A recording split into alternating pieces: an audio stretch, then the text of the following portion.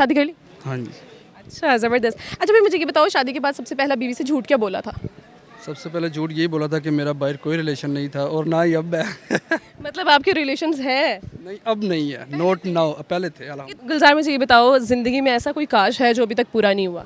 मैं एक्चुअली 10 साल हो गए हैं, मैं मतलब कि अपना रैप की जो है ना प्रैक्टिस कर रहा हूँ, रैप करता हूँ।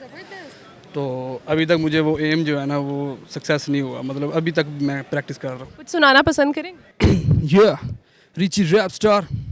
शतरंज मेरी चाल, सत रंग बेमिसाल, जिमें जंग हथियार, जिमें जल देसी घार, जिमें राज मेरा हजे भी सिर ते पाया ताज मेरा, दवा नाल होना नहीं इलाज मेरा, जदों चलदा मैं बाजी करा कुड़ियां नू राजी, कह के नी तू लैके जिथे भी देसियां दी आबादी, मेरे वैरी में तो सड़न मेरे यार मेरे साथी, मेरे पिछे गल्लां करन मेरे नाल मेरे साथी, हाँ ब्रांड न्यू स्वाग नलवर चक च कैश मैं पपोदी मेरे तक मैनू करन चले कैद, मेरे हत्थां च सिगार कर रोजन कुड़ियां नू प्यार, हाँ हमजा बू हिमियां हुन कड़ा से वास्ते यार।